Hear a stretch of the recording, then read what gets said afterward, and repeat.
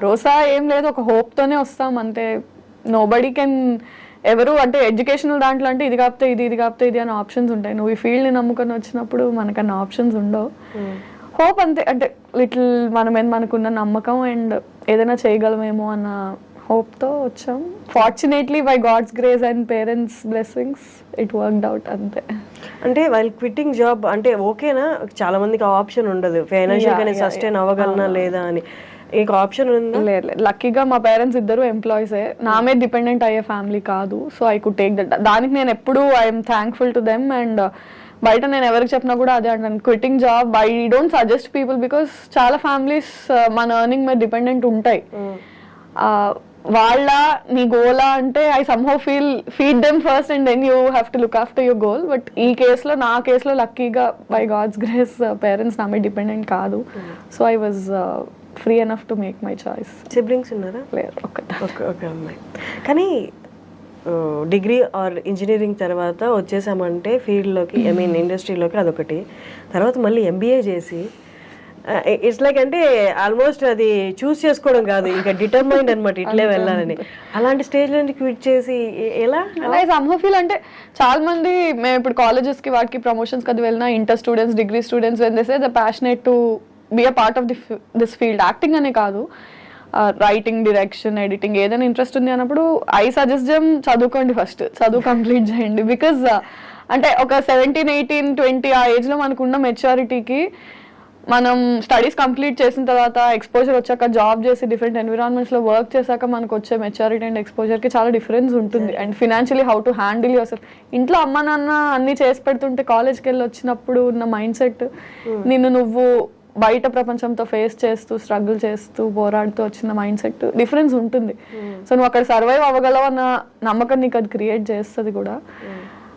Yeah అంటే MBA చదివాను, job కూడా చేశాను, but somehow I felt now I'm determined enough to make a choice. And somehow అంటే నీకు బయట ఎట్లుంటుందంటే చదువు మధ్యలో ఆపేసి డిగ్రీలోనో ఇంటర్లోనో ఆపేసి ఇటు వస్తే చేతకాక వచ్చావు అంటారు.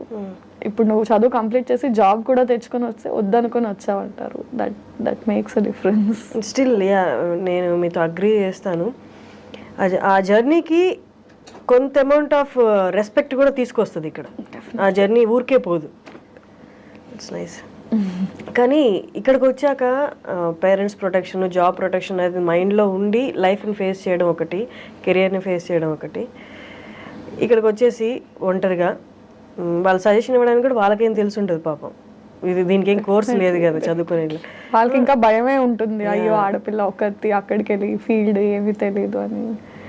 Any parent is like that. ఏం తెలియదు వాళ్ళకు కూడా పాపం. అంటే ఎడ్యుకేషనల్ ఫీల్డ్స్లో అయితే వాళ్ళు ఏమైనా సజెస్ట్ చేయగలరు, ఈ కెరియర్ ఆ కెరియర్ అని. ఇది టోటల్లీ న్యూ అయ్యేసరికి వాళ్ళకి ఇబ్బంది అయింది. బట్ యా మెల్లమెల్లగా వాళ్ళని సక్సెసే ఇప్పుడు కొంచెం వాళ్ళని స్టెబిలైజ్ చేసిందని ఫీల్ అవుతాను నేను. ఓకే, వాళ్ళది పక్కన పెడితే how did you cope up with your fears? అంటే ఇక్కడికి వచ్చాం సరే, వాళ్ళకి సమాధానం చెప్పాలి, నీ పర్సనల్ పర్స్యూ చేస్తున్న ఈ కెరియర్ ఏదైతే ఉందో అది సక్సెస్ఫుల్ పాత్లో వెళ్ళాలి. అసలు అంటే మీకు మీరు ఎలా సమాధానం చెప్పుకున్నారు? I should tell you, I still don't have answers to many of the questions running in my mind. అంటే 2020లో స్టార్టింగ్లో ఉన్న క్వశ్చన్స్ 2024లో ఇప్పుడున్న క్వశ్చన్స్ వేరు. బట్ క్వశ్చన్స్ అయితే మైండ్లో ఇంకా ఉంటూనే ఉంటాయి. As long as you have answers, new questions start popping up అన్నట్టు ఇప్పటికీ అనిపిస్తుంది, అరే వాట్ నెక్స్ట్ ఏం చేస్తాం. ఐ మీన్ ఇంకా ఇన్ని హిట్ సిరీస్లో వచ్చినా కూడా still it's a question mark and still it's a హజిల్ only. ఎలా ఆన్సర్ చేసుకున్నాం అంటే it's just that I'm determined to work. అంటే టాలెంట్, హార్డ్ వర్క్ బిలీవ్ చేసుకుని సమ్డే ఐ మేక్ ఇట్ అన్న హోప్ అయితే ఉంది. సో అంటే సక్కం చేసే సిచ్యువేషన్స్ చాలా వచ్చినా కూడా ఇంకా I don't have a choice. ఎందుకంటే నేను అన్నీ వదులుకొని వచ్చాను, వాళ్ళని కాదనుకొని వచ్చాను కాబట్టి నేను చేయాలి. నేను కాకపోతే ఇంకెవరు చేయరు.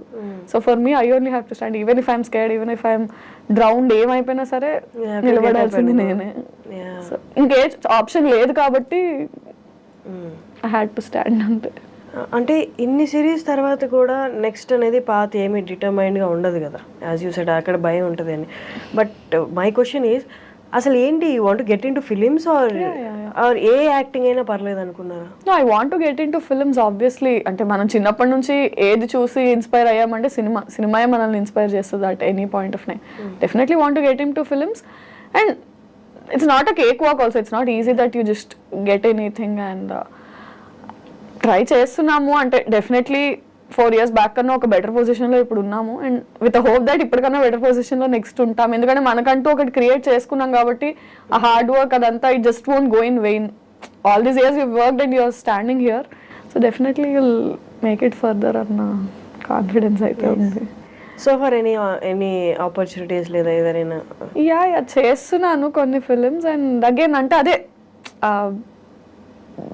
Are industry is very volatile, అంత సర్టెన్ కాదు, మనకున్న రెస్ట్రిక్షన్స్ కొన్ని పరిధులు దాటి మనం చేయలేము అండ్ మనకు వచ్చే ఆపర్చునిటీస్ అంటే ఇట్స్ లైక్ ఒక గిరి గీసుకొని నువ్వు ఉన్నప్పుడు పైనుంచి ఏమైనా పడితే ఆ గిరిలో ఎన్ని పడతాయి, ఆ పడిన వాటిలో నువ్వు ఎంచుకొని వెళ్ళడం అనేది if you are an open field and whatever falls on you take it, it's different. You again have your own set of boundaries and అందులో నీకు వచ్చే ఆపర్చునిటీస్ అందులో నువ్వు చూస్ చేసుకుని సో ఆ ఫిల్టరేషన్ ప్రాసెస్లోనే చాలా వరకు హిండ్రెన్సెస్ వస్తాయి. బట్ అది స్కేర్ చేయదా? నాకు సూట్ అయ్యేవి ఎన్ని సంవత్సరంలో ఎన్ని వస్తున్నాయి, వచ్చిన వాటిలో నా దాకా ఎన్ని వస్తున్నాయి? Definitely does. లేదు ఐ టు టెల్ దిస్ అంటే మెనీ టైమ్స్ ఇట్స్ లైక్ ఇవాళ ఇట్లా షేప్ అవ్వడానికి reason many things that broke my heart or నాలాగే చాలా మంది యూట్యూబర్స్ యాక్టర్స్ నాతో పాటు డెబ్యూటెంట్స్ ఒక ఫ్రెండ్స్ బ్యాచ్ ఉంటుంది కదా వేర్ ఒక సినిమా చూసి అరే ఈ రోల్కి నేను ఆడిషన్ చేశాను, నేను అందులో సెలెక్ట్ అయితే బాగుండేది అని స్క్రీన్ మీద ఆ రోల్ వచ్చాక ఓహో వీళ్ళకి వెళ్ళిందా ఈ రోల్, మనం చేయలేదు, అరే మనం ఎందుకు సెలెక్ట్ చేసుకోవట్లేదు, ఆ ఫీలింగ్ మనం డిస్కస్ చేసుకునే ఒక బ్యాచ్ ఉంటుంది. అందరం కలిసి సినిమా చూసి ఇది నేను చేయాల్సింది అనుకునే బ్యాచ్ ఉంటుంది.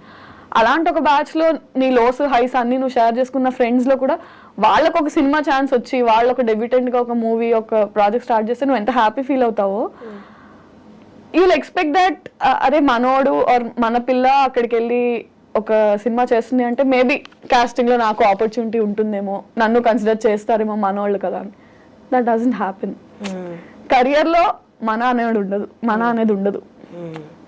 నా we can't call them selfish or స్వార్థం అనలేము, ఎందుకంటే ముందు నేను అంటూ వెళ్తే పక్కనోడిని తీసుకురావడానికి అనే మైండ్ సెట్లో ఉంటుంది. So it many times broke my heart and very recently I can't take names but it's like నీ వెరీ సర్కిల్లోనే నువ్వు దరిద్రాలని కలిసి షేర్ చేసుకున్న వాళ్ళైనా సరే వన్స్ వాళ్ళకు ఒక ఆపర్చునిటీ వచ్చినప్పుడు they will not look at you and they will say ఏ నీకు కూడా ఇస్తాను ఆపర్చునిటీ రా.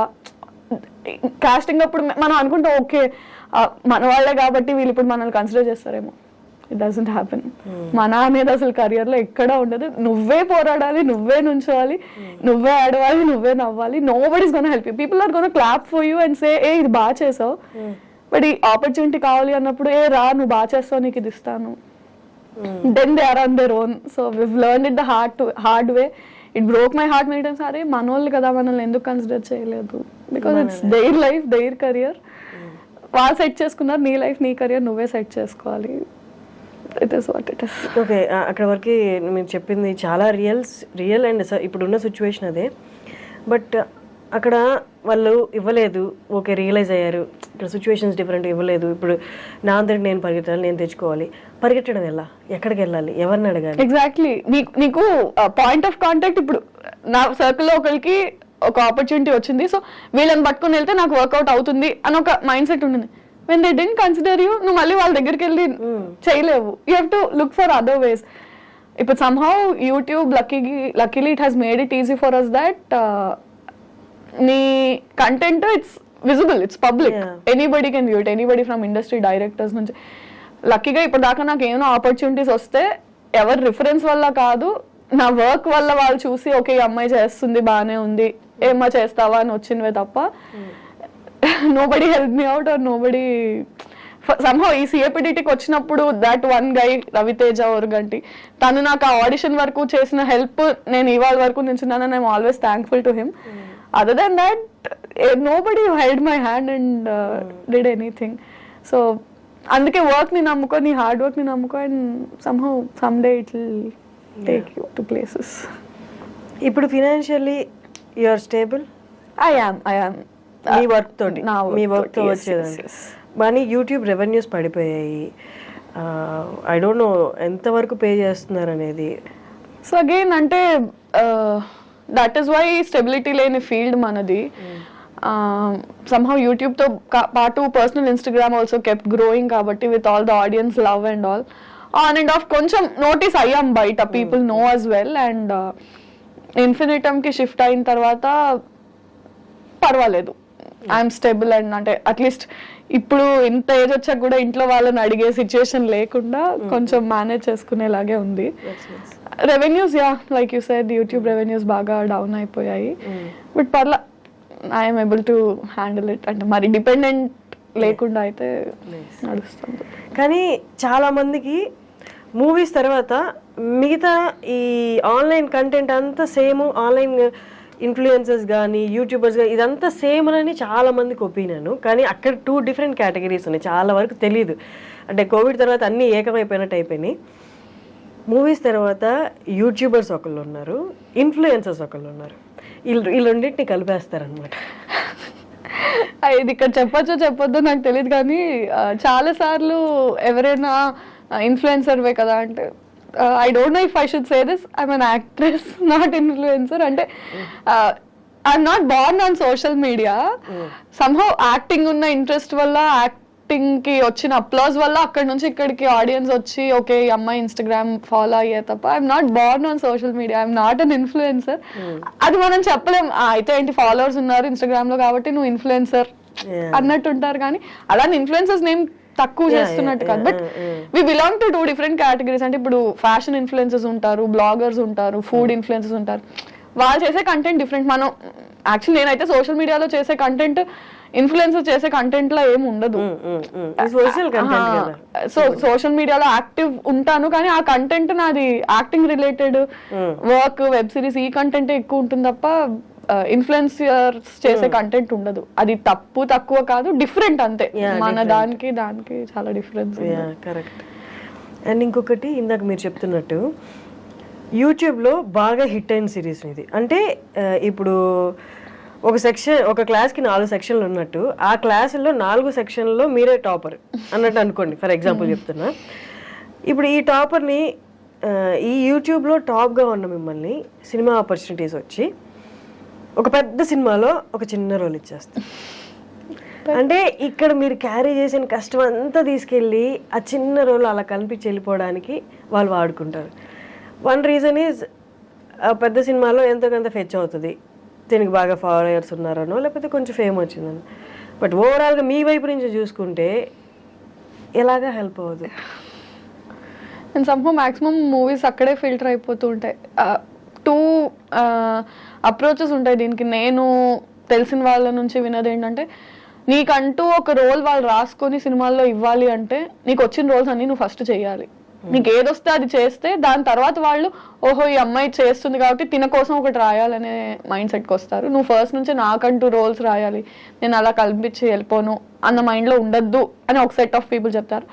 రెండో సెట్ ఆఫ్ పీపుల్ ఏంటంటే పెద్ద సినిమా, చిన్న సినిమా, big fish small pond, small fish big pond theory లాగా నీకు స్పేస్ అండ్ నీ క్యారెక్టర్కి ఇంపార్టెన్స్ ఉన్నప్పుడు చిన్న పెద్ద అని చూడకుండా తక్కువ రోల్ తక్కువ స్పేస్ అయినా సరే if it's important do it, if it's going to add value to your characterization do it అని. సో మ్యాక్సిమం నేను సెకండ్ డే ఫాలో అవుతున్నాను. అంటే వేర్ స్క్రీన్ స్పేస్ డ్యూరేషన్ కాకుండా importance. I mean if my character just last for 5 minutes but it still makes a difference and impact ఉంటుంది అంటే I'm doing it only. Nice. కానీ ఇప్పుడు దాకా వచ్చిన సినిమాల్లో పెద్ద సినిమా వచ్చి చిన్న రోల్ వచ్చిన ఏమైనా రిజెక్ట్ చేసినవి ఉన్నాయా? రిజెక్ట్ ఏం చేయలేదు, బట్ అవి అలా వచ్చి అలా పాస్ అయిపోతాయి. I don't want to take names, but వచ్చాయి, పెద్ద ప్రొడక్షన్స్లో వచ్చాయి. అంటే అది వాళ్ళకి హెల్ప్ అవ్వదు, నాకు హెల్ప్ అవ్వదు, ఏదో ఉన్నానంటే ఉన్నాను అన్నట్టు కనిపించి యూజ్ లేదు కదా. అంటే ఇట్స్ నాట్ గోనా హెల్ప్. ఇప్పుడు పెద్ద కాస్ట్ ఉన్న సినిమాలో విరాజిత కనిపించిందంటే పెద్ద క్యాస్ట్ కి ఏంటి, ఇట్ డజంట్ మేక్ డిఫరెన్స్. ఆ సినిమాలో ఆ నిమిషం నేను కనిపించిన దానికి నేను నన్ను చూసుకొని అరే నేను కనిపించాను అనుకునేలా కూడా ఎవరికి గుర్తు కూడా డజంట్ మేక్ డిఫరెన్స్. అలాంటివి నార్మల్లీ యూట్యూబ్లో అయినా యాక్టింగ్, ఓన్లీ యాక్టింగ్ తీసుకుందాం. యాక్టింగ్లో అమ్మాయిలు సర్వైవ్ అవ్వడం చాలా ఈజీ అని చాలామంది అనుకుంటారు. కానీ అనుకున్నంత ఈజీ కాదు. అంటే మన పక్కనే ఉండి ఒక స్టేజ్లో హెల్ప్ చేసిన వాళ్ళు మీరు ఇందాక అన్నట్టు పెద్ద స్టేజ్కి వెళ్ళాక చెయ్యి ఇచ్చి మళ్ళీ పైకి లాగుతారంటే లేదు, ఆల్రెడీ హెల్ప్ చేశాం కదా అన్న ఒపీనియన్లో వాళ్ళు ఉండొచ్చు. మామూలుగా వాళ్ళు అనుకున్నంత కేక్ వాక్ అయితే కాదు. అండ్ ఆల్సో అంటే somehow అంటే I don't want to take the gender, అబ్బాయిలకి బెటర్ అమ్మాయిలకి బెటర్ అని కాదు, కానీ number of male counter parts in the industry చాలా ఎక్కువ. ఫీమేల్స్ బయటకు వచ్చి యాక్టింగ్ చేసే వాళ్ళు చాలా తక్కువ. సో బయట ఎలా ఉంటుందంటే వచ్చి చేసే వాళ్ళే తక్కువ కాబట్టి చేసిన అందరికీ ఏదో ఒక ఆపర్చునిటీ వస్తుంది అన్నట్టు ఉంటారు. కానీ నో, నాట్ నెసెసరీ. బట్ చెప్పాలంటే for a man span in the industry ఎక్కువ ఉంటుంది దాన్ ఫర్ అ ఉమెన్. అంటే not just YouTube, not just cinema, he can work అంటే ఒక అట్లీస్ట్ ఒక 20-30 years ఎరాలో తను multiple films, multiple genres, age అన్ని play చేయగలడు. అమ్మాయి వరకు వచ్చేసరికి చాలా కన్స్ట్రక్టివ్ అండ్ రెస్ట్రిక్టెడ్ ఎన్విరాన్మెంట్ అయిపోయింది. ఈ ఏజ్ నుంచి ఈ ఏజ్, ఇంత నుంచి ఇంత, ఈ కైండ్ ఆఫ్ రోల్స్ అని స్టీరియో టైప్ అయిపోతుంది బాగా.